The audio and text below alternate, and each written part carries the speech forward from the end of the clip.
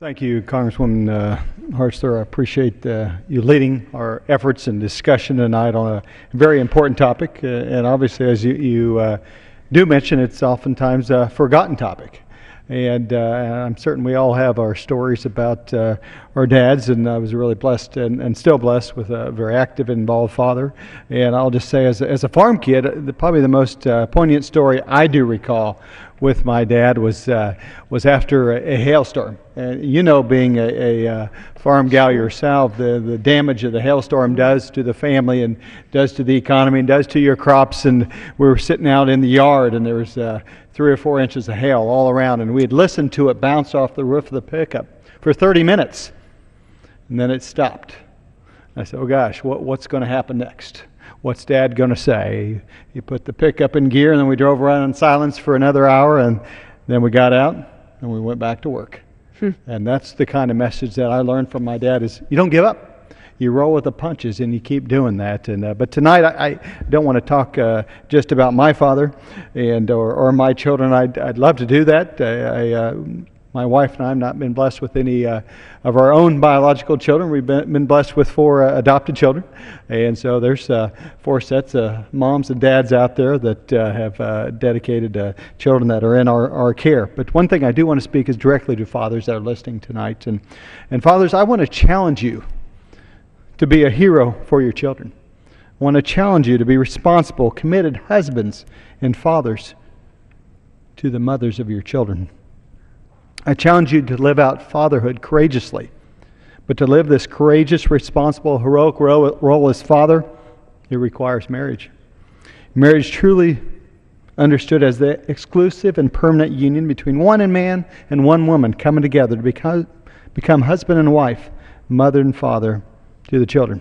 I also like to speak to all of America, and I know as my colleague has done, it is vital that we encourage fatherhood in the context of marriage and uphold policies that reflect the truth that fathers are not optional, but they play a vital role to their families. And restoring America must begin again on the home front.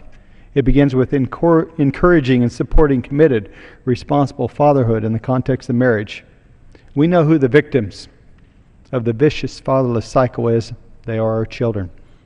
It is our children, the children of America, who are left to suffer the scars of the abandonment of their absentee fathers. And as my colleague noted and quoted the president, he was accurate when he stated, we know the statistics, and again I'll repeat them because they're so powerful.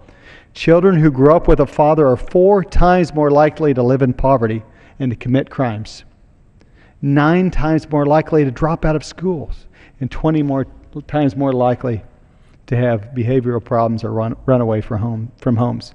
The foundations of our community are weaker because of fatherlessness. Furthermore, absent fathers don't just hurt our children, they wound society.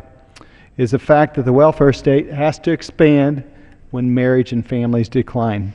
It's been estimated over $229 billion in welfare costs from 1970 to 96 can be attributed to the breakdown of marriage. And specifically, a study of it in 2008, 1 year alone, estimating that divorce and unwed childbearing cost American taxpayers over $120 billion a year. And this was a study more than 5 or 6 years ago. Where there are absentee fathers, it's you, I, your families, our communities, our churches, our neighbors, our cities, and the government are forced to step in and try to pick up the broken pieces of these shattered marriages. This is not fair to mothers and children. Wives deserve committed husbands. Children deserve protective, responsible fathers. The facts speak to themselves. But one story I will note, and then I'll close quickly, is it was not far from here. A few weeks ago, I was crossing a crowded street here in Washington, D.C., and there was a line of kids. I think they were with a babysitter, and there was about a 2-year-old young boy. And he looked up at his babysitter as he was crossing the street. She was dragging him across, and he asked again. I could hear him. He says, "Who is my daddy? Who is my daddy?" And that babysitter didn't have an answer. Shh, don't worry about that. But he kept asking the question, who is my daddy? We should have an answer. We should have an answer for that little boy. We should have an answer because we should know. We should expect. We should demand. We should promote. We should push. Fathers, encourage them, demand of them to hold up their responsibilities. Because there is a disease in America. It's the disease of fatherlessness. We must overcome the myths in society that see no difference in whether a mom or a dad is involved in a child's life, because there is no doubt. You can look at tons and tons of social science data over and over. It's very clear.